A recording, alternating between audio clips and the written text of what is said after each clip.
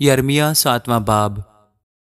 یہ وہ کلام ہے جو خداوند کی طرف سے یرمیہ پر نازل ہوا، اور اس نے فرمایا، تو خداوند کے گھر کے پھاٹک پر کھڑا ہو اور وہاں اس کلام کا اشتہار دے اور کہہ، اے یہودا کے سب لوگو جو خداوند کی عبادت کے لیے ان پھاٹکوں سے داخل ہوتے ہو، خداوند کا کلام سنو۔ رب الفواج اسرائیل کا خدا یوں فرماتا ہے کہ اپنی روشیں اور اپنے اعمال درست کرو تو میں تم کو اس مکان میں بساؤں گا۔ جھوٹی باتوں پر بھروسہ نہ کرو اور یوں نہ کہتے جاؤ کہ یہ ہے خداوند کی ہیکل، خداوند کی ہیکل، خداوند کی ہیکل، کیونکہ اگر تم اپنی روشیں اور اپنے اعمال سراسر درست کرو، اگر ہر آدمی اور اس کے ہمسایہ میں پورا انصاف کرو، اگر پردیسی اور یتیم اور بیوہ پر ظلم نہ کرو اور اس مکان میں بے گناہ کا خون نہ بہاؤ اور غیر معبودوں کی پیروی جس میں تمہارا نقصان ہے نہ کرو، تو میں تم کو اس مکان میں اور اس ملک میں بساؤں گا جو میں نے تمہارے باپ دادوں کو قدیم سے ہمیشہ کے لیے دیا۔ دیکھو تم جھوٹی باتوں پر جو بے فائدہ ہیں بھروسہ کرتے ہو۔ کیا تم چوری کرو گے، خون کرو گے، زناکاری کرو گے، جھوٹی قسم کھاؤ گے اور بال کے لیے بخور جلاؤ گے، غیر معبودوں کی جن کو تم نہیں جانتے تھے پیروی کرو گے، اور میرے حضور اس گھر میں جو میرے نام سے کہلاتا ہے آ کر کھڑے ہوگے اور کہو گے کہ ہم نے خلاصی پائی، تاکہ یہ سب نفرتی کام کرو۔ کیا یہ گھر جو میرے نام سے کہلاتا ہے تمہاری نظر میں ڈاکوؤں کا غار بن گیا؟ دیکھ، خداوند فرماتا ہے، میں نے خود یہ دیکھا ہے، پس اب میرے اس مکان کو جاؤ جو سیلا میں تھا، جس پر پہلے میں نے اپنے نام کو قائم کیا تھا، اور دیکھو میں نے اپنے لوگوں یعنی بنی اسرائیل کی شرارت کے سبب سے اس سے کیا کیا۔ اور خداوند فرماتا ہے، اب چونکہ تو نے یہ سب کام کیے، میں نے بروقت تم کو کہا اور تاکید کی، پر تم نے نہ سنا، اور میں نے تم کو بلایا پر تم نے جواب نہ دیا۔ اس لیے میں اس گھر سے جو میرے نام سے کہلاتا ہے، جس پر تمہارا اعتماد ہے، اور اس مکان سے جسے میں نے تم کو اور تمہارے باپ دادا کو دیا، وہی کروں گا جو میں نے سیلا سے کیا، اور میں تم کو اپنے حضور سے نکال دوں گا، جس طرح تمہاری ساری برادری افرائیم کی کل نسل کو نکال دیا ہے۔ بس تو ان لوگوں کے لیے دعا نہ کر اور ان کے واسطے آواز بلند نہ کر اور مجھ سے منت اور شفاعت نہ کر، کیونکہ میں تیری نہ سنوں گا۔ کیا تو نہیں دیکھتا کہ وہ یہودا کے شہروں میں اور یروشلم کے کوچوں میں کیا کرتے ہیں؟ بچے لکڑی جمع کرتے ہیں اور باپ آگ سلگاتے ہیں اور عورتیں آٹا گوندتی ہیں، تاکہ آسمان کی ملکہ کے لیے روٹیاں پکائیں اور غیر معبودوں کے لیے تپاون تپا کر مجھے غضبناک کریں۔ خداوند فرماتا ہے، کیا وہ مجھ ہی کو غضبناک کرتے ہیں؟ کیا وہ اپنی ہی روسیاہی کے لیے نہیں کرتے؟ اسی واسطے خداوند خدا یوں فرماتا ہے کہ دیکھ، میرا قہر و غضب اس مکان پر اور انسان اور حیوان اور میدان کے درختوں پر اور زمین کی پیداوار پر انڈیل دیا جائے گا، اور وہ بھڑکے گا اور بجھے گا نہیں۔ رب الفواج اسرائیل کا خدا یوں فرماتا ہے کہ اپنے ذبیحوں پر اپنی سوختنی قربانیاں بھی بڑھاؤ اور گوشت کھاؤ، کیونکہ جس وقت میں تمہارے باپ دادا کو ملک مصر سے نکال لایا اور ان کو سوختنی قربانی اور ذبیحہ کی بابت کچھ نہیں کہا اور حکم نہیں دیا، بلکہ میں نے ان کو یہ حکم دیا اور فرمایا کہ میری آواز کے شنوا ہو اور میں تمہارا خدا ہوں گا اور تم میرے لوگ ہوگے، اور جس راہ کی میں تم کو ہدایت کروں اس پر چلو تاکہ تمہارا بھلا ہو۔ لیکن انہوں نے نہ سنا، نہ کان لگایا، بلکہ اپنی مصلحتوں اور اپنے برے دل کی سختی پر چلے اور برگشتہ ہوئے اور آگے نہ بڑھے۔ جب سے تمہارے باپ دادا ملک مصر سے نکل آئے اب تک میں نے تمہارے پاس اپنے سب خادموں یعنی نبیوں کو بھیجا۔ میں نے ان کو ہمیشہ بروقت بھیجا، لیکن انہوں نے میری نہ سنی اور کان نہ لگایا، بلکہ اپنی گردن سخت کی۔ انہوں نے اپنے باپ دادا سے بڑھ کر برائی کی۔ تو یہ سب باتیں ان سے کہے گا، لیکن وہ تیری نہ سنیں گے۔ تو ان کو بلائے گا، لیکن وہ تجھے جواب نہ دیں گے۔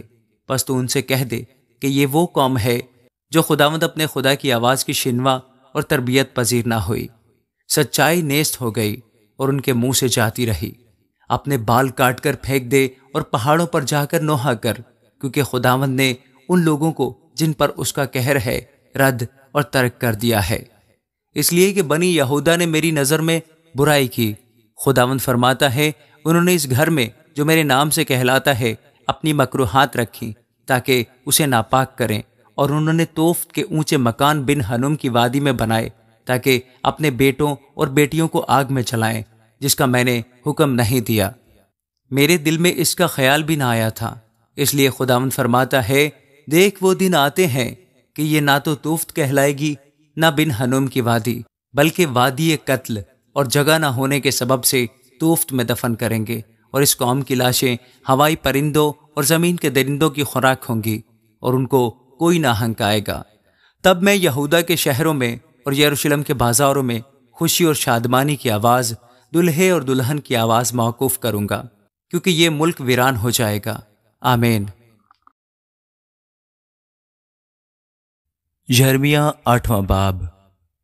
خداوند فرماتا ہے کہ اس وقت وہ یہودا کے بادشاہوں اور اس کے سرداروں اور کاہنوں اور نبیوں اور یروشلم کے باشندوں کی ہڈیاں ان کی قبروں سے نکال لائیں گے، اور ان کو سورج اور چاند اور تمام اجرام فلک کے سامنے، جن کو وہ دوست رکھتے اور جن کی خدمت و پیروی کرتے تھے، جن سے وہ صلاح لیتے تھے اور جن کو سجدہ کرتے تھے، بچھائیں گے۔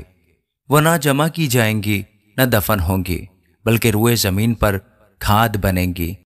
اور وہ سب لوگ جو اس برے گھرانے میں سے بچ رہیں گے، ان سب مکانوں میں جہاں جہاں میں ان کو ہانک دوں گا، موت کو زندگی سے زیادہ چاہیں گے، رب الفاظ فرماتا ہے۔ اور تو ان سے کہہ دے کہ خداوند یوں فرماتا ہے، کیا لوگ گر کر پھر نہیں اٹھتے؟